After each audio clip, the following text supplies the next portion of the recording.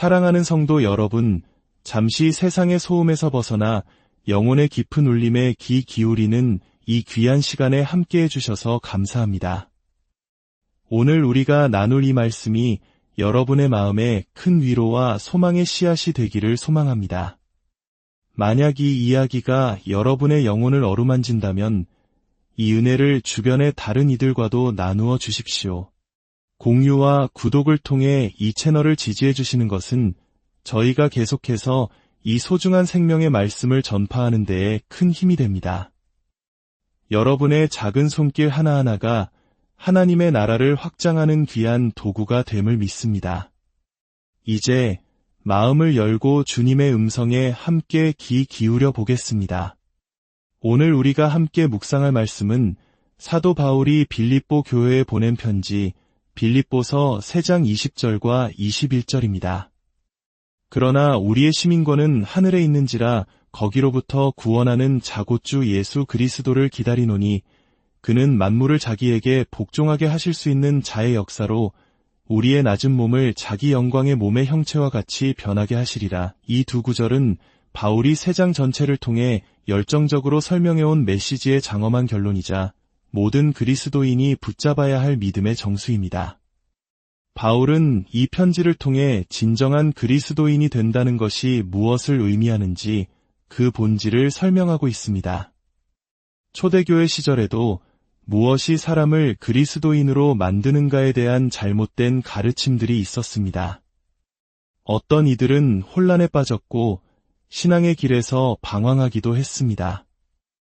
그래서 바울은 그들에게 이미 전했던 진리를 다시 한번 써서 보내는 수고를 아끼지 않았습니다. 그는 말합니다. 같은 것을 너희에게 쓰는 것이 내게는 수고로움이 없고 너희에게는 안전하니라. 그렇습니다. 우리의 현재와 영원을 결정하는 것은 오직 이 복음의 진리뿐입니다. 만약 우리가 이 진리에서 벗어난다면 우리의 영원한 운명 전체가 위태로워질 것입니다. 그러나 우리가 이 진리 위에 굳건히 선다면 우리의 미래는 안전할 것입니다. 오늘날 우리가 살아가는 이 시대는 그 어느 때보다 혼란스럽고 불확실합니다. 세상은 길을 잃었고 사람들은 불안에 떨고 있습니다. 인류가 손에 쥔 강력한 힘은 세상을 순식간에 종말로 이끌 수도 있다는 두려움을 낳고 있습니다. 이러한 시대 속에서 우리 모두가 마주해야 할 가장 시급하고 중요한 질문은 이것입니다. 나의 알 수 없는 영원한 미래는 어떻게 될 것인가? 이 모든 것의 끝이 온다면 우리는 어떻게 그 마지막을 맞이해야 할까요? 이 근원적인 질문에 대한 유일한 해답은 오직 주 예수 그리스도의 복음, 바로 이 성경의 메시지 안에 있습니다.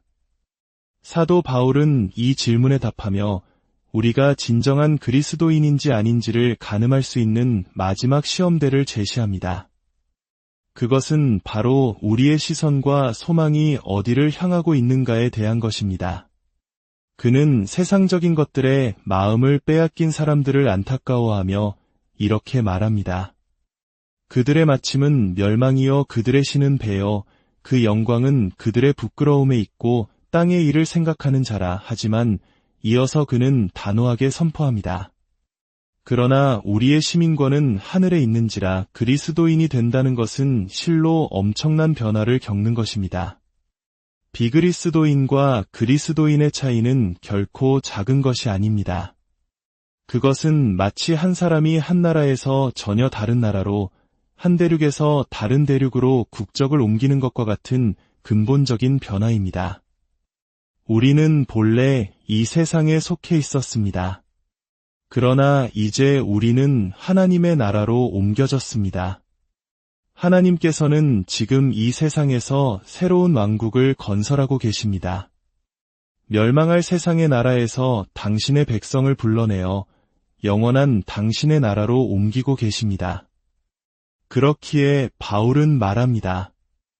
우리의 시민권은 하늘에 있다. 우리는 비록 아직 이 땅에 발을 딛고 살아가지만 더 이상 이 땅에 속한 자가 아닙니다. 우리의 본향은 저 하늘에 있습니다. 우리는 천국의 시민입니다. 이 사실을 깨달을 때 그리스도인의 세계관은 완전히 달라집니다. 사도 바울이 고린도 교회에 보낸 편지에서 말했듯이 누구든지 그리스도 안에 있으면 새로운 피조물이라 이전 것은 지나갔으니 보라 새 것이 되었도다. 그는 마치 새로운 세상, 새로운 왕국에 들어온 사람처럼 모든 것을 다른 시각으로 바라보게 됩니다. 그렇다면 천국 시민으로서 살아가는 그리스도인의 관점은 구체적으로 어떻게 다를까요? 첫째로, 그리스도인은 이 세상을 바라보는 관점이 다릅니다. 그는 더 이상 이 세상에 속하지 않는다는 것을 깊이 깨닫습니다. 물론 육신은 이 세상에 머물러 있지만 그의 영과 마음은 세상의 가치관에 매여 있지 않습니다. 세상 사람들은 세상의 생각, 세상의 방식, 세상의 유행을 따라 살아갑니다. 그들의 관심과 소망은 오직 이 땅에서의 성공과 쾌락에 국한되어 있습니다. 하지만 그리스도인은 다릅니다. 그의 마음에는 놀라운 변화가 일어났습니다. 그의 생각과 꿈, 그리고 인생 전체의 방향이 더 이상 이 땅이 아닌 저 하늘, 보이지 않는 영적인 세계를 향하게 된 것입니다. 둘째로, 그리스도인은 이 세상이 단지 지나가는 세상임을 압니다. 세상은 너무나 견고하고 영원할 것처럼 보입니다. 거대한 산과 드넓은 바다는 수천 년 동안 그 자리를 지켜왔습니다. 우리는 잠시 왔다 가는 존재이지만 세상은 계속될 것처럼 보입니다. 그래서 사람들은 이 세상이 전부라고 생각하기 쉽습니다. 그러나 그리스도인이 되는 순간 우리는 그 거대한 착각에서 깨어납니다. 성경은 처음부터 끝까지 이 세상에는 시작과 끝이 있음을 분명히 가르칩니다. 하나님께서 이 세상을 창조하셨고 또한 정해진 때에 이 세상의 역사를 마무리 지으실 것입니다. 이 세상은 영원한 실체의 세계가 아닌 잠시 나타났다 사라지는 그림자의 세계와 같습니다. 모든 것이 변하고 쇠퇴합니다. 영원할 것 같던 것들도 결국 시간 속에서 허물어집니다. 이 세상은 일시적이고 잠정적인 장소일 뿐이라는 것을 그리스도인은 압니다. 그리고 셋째, 이것이 가장 중요한 핵심입니다. 그리스도인은 이 세상으로부터 아무것도 기대하지 않습니다. 바로 이 지점에서 세상의 관점과 그리스도인의 관점이 극명하게 갈라집니다. 세상 사람들은 인류의 진보와 발전을 이야기합니다. 과학 기술이 모든 문제를 해결하고 정치가 유토피아를 건설할 것이라는 희망을 품습니다. 그들은 진심으로 그렇게 믿습니다. 지난 한 세기 동안 이러한 생각은 세상을 지배해 왔습니다. 심지어 많은 그리스도인들조차 이 세상에 하나님의 나라를 건설해야 한다는 생각에 빠졌습니다. 교육과 법률, 사회운동을 통해 이 땅을 천국처럼 만들 수 있다고 믿었습니다. 그러나 사도 바울의 가르침은 이와 정반대입니다. 신약 성경은 이 세상으로부터 그 어떤 궁극적인 희망도 기대하지 않습니다. 왜일까요? 이 세상은 사탄의 영향력 아래 있기 때문입니다. 그는 이 세상의 신이며 공중의 권세 잡은 자입니다. 인간의 마음 속에 죄가 도사리고 있는 한 세상에서 전쟁과 다툼이 사라지지 않을 것이라고 성경은 말합니다. 여러분 사이의 싸움이 어디로부터 납니까? 여러분의 지체 속에서 싸우는 정욕으로부터 나는 것이 아닙니까? 인간의 본성이 이러할진대 어떻게 이 땅에 완벽한 세상이 이루어질 수 있겠습니까? 그러므로 그리스도인은 문명과 교육, 법률이 할 수 있는 일의 한계를 명확히 합니다. 이러한 노력들은 죄의 파괴적인 힘을 어느 정도 억제하고 통제할 수는 있습니다. 삶을 좀 더 편안하게 만들 수는 있습니다. 하지만 결코 근본적인 문제를 해결할 수는 없습니다. 사람들에게 더 좋은 집과 더 나은 의료 혜택을 제공할 수는 있지만 그들의 영혼을 더 선하게 만들 수는 없습니다. 이것이 바로 그리스도인이 오늘날 세상이 돌아가는 모습을 보고도 전혀 놀라지 않는 이유입니다. 세상의 혼란과 비극을 보고 놀라고 당황하는 사람들은 세상에 희망을 둔 사람들입니다. 그들은 자신들의 이론과 기대가 무너지는 것을 보며 어찌할 바를 모릅니다. 그러나 성경을 믿는 그리스도인은 놀라지 않습니다. 그는 인류의 역사가 죄와 실패의 반복이었음을 압니다. 인류는 스스로의 힘으로 악의 문제를 해결하려 했지만 번번이 실패했습니다. 역사는 마치 주기와 같습니다. 상황이 좀 나아지는가 싶으면 사람들은 희망에 부풀어 이제 됐다고 말합니다. 그러나 바로 그 순간 예기치 못한 재앙이 닥쳐옵니다.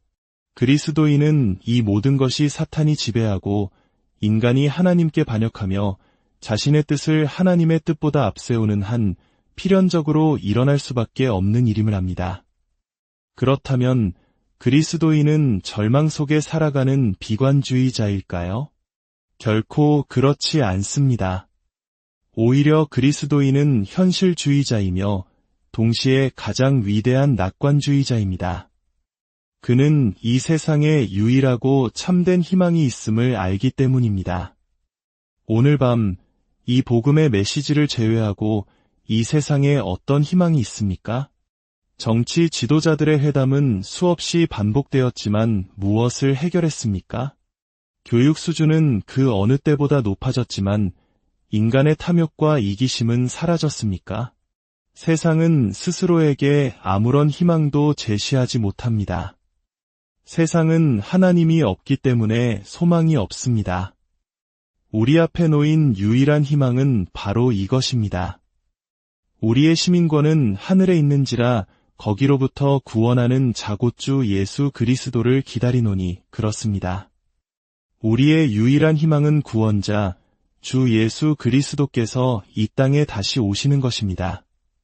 기독교의 모든 것은 그분께 달려 있습니다. 그분 없이는 기독교도 없습니다. 사도 바울이 그의 서신서에서 주 예수 그리스도 라는 이름을 반복해서 부르는 것을 보십시오. 그 이름 외에는 구원이 없기 때문입니다. 그는 구원자이십니다. 그가 이 땅에 오신 이유, 베들레헴의 아기로 태어나신 이유는 단 하나, 잃어버린 자를 찾아 구원하시기 위함이었습니다. 하나님의 아들이 하늘 보좌를 버리고 이 땅에 오신 것은 그 길만이 한 영혼이라도 구원할 수 있는 유일한 길이었기 때문입니다. 그는 주님이십니다. 성삼위일체의 제2위이신 영원하신 하나님의 아들이십니다. 이것이 바로 기독교의 신비입니다. 하나님께서 육신을 입고 이 땅에 오셨습니다. 세상은 이 사실을 깨닫지 못하기에 기독교를 조롱하고 외면합니다. 그리고 그 주님은 바로 예수님이십니다.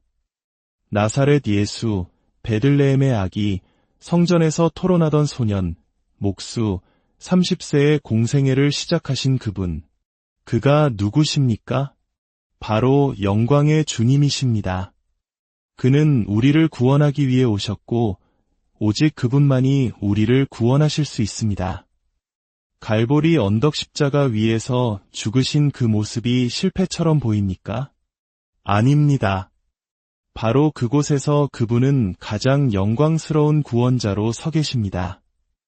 우리의 모든 죄와 허물을 자신의 몸에 짊어지시고 하나님은 그 아들 안에서 우리의 죄를 심판하셨습니다. 그는 죽음을 이기시고 무덤에서 부활하심으로 죽음과 지옥으로부터 우리를 구원하셨습니다. 하지만 사도 바울은 여기서 멈추지 않습니다. 구원자의 사역은 아직 끝나지 않았다고 말합니다. 그분은 십자가에서 죽으심으로 우리를 지옥의 형벌에서 구원하셨고 하나님과 화목하게 하셨습니다. 그 구원의 사역은 이미 완성되었습니다.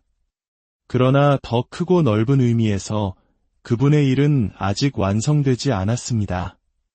그래서 우리는 하늘로부터 구원하는 자를 기다린다고 고백합니다. 아기로 태어나시고 가르치시고 십자가에 못 박히시고 죽으시고 장사되셨다가 부활하셔서 제자들에게 나타나시고 하늘로 승천하여 하나님 우편에 앉으신 바로 그 동일한 구원자, 그 동일한 인격이신 예수 그리스도께서 다시 이 세상에 오실 것입니다. 이것이 바로 기독교 가르침의 핵심입니다. 그가 다시 오실 때 그는 영광스러운 몸으로 권능을 가지고 오실 것입니다. 수많은 천군 천사들과 함께 구름을 타고 오실 것입니다. 그는 이 세상을 심판하기 위해 오십니다. 하나님께서는 세상을 의로 심판할 날을 정하셨고 그 심판을 아들에게 맡기셨습니다. 세상은 스스로가 이미 심판 아래 있다는 사실을 알지 못합니다. 하나님을 예배하는 대신 쾌락을 좇고 그분의 아들을 조롱하며 자기들의 길을 갑니다. 그러나 우리가 지금 이 자리에 있는 것이 확실한 것처럼 하나님의 아들은 위로 세상을 심판하기 위해 반드시 다시 오실 것입니다.